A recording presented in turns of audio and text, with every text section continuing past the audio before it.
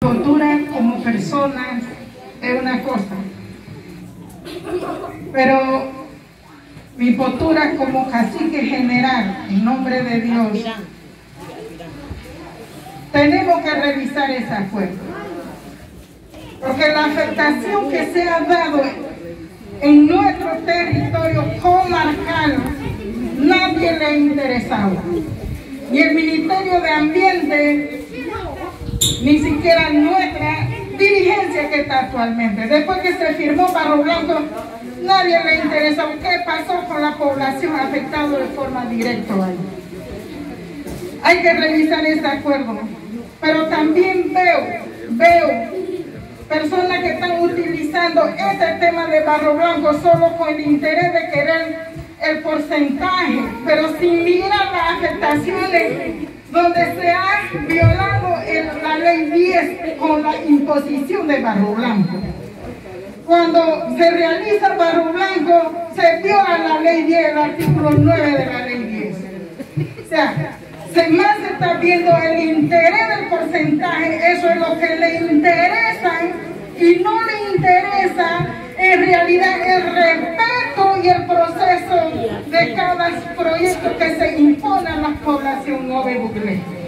Y en mi decisión como autoridad, se tiene que respetar el proceso del consentimiento previo, libre e informado a la población Nove-Buglé en diversos proyectos. En este caso, el Barro Blanco se tiene que revisar, y para información al pueblo Nove-Buglé de la 3 región, el caso de Barro Blanco no está cerrado. El caso de Barro Blanco está pendiente. ¿Por qué? Aunque las autoridades desde general hasta locales firmaron, pero el pueblo no ha negociado, como muchos dicen por ahí que nosotros luchamos y negociamos. En este momento debería haber evidencia, porque sí hay evidencia, y se debe mencionar en realidad quién negoció Barro Blanco.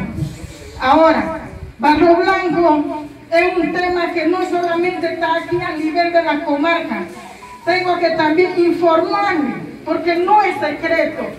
El movimiento 10 de abril tiene una demanda interpuesta en la Comisión Interamericana de Derechos Humanos por la violación a nuestro territorio como comarca Nove-Buglé. Así que el tema de Barro Blanco no está cerrado, y como autoridad exigiremos junto con el Congreso, porque en realidad los delegados y el Congreso tienen que ver con esto.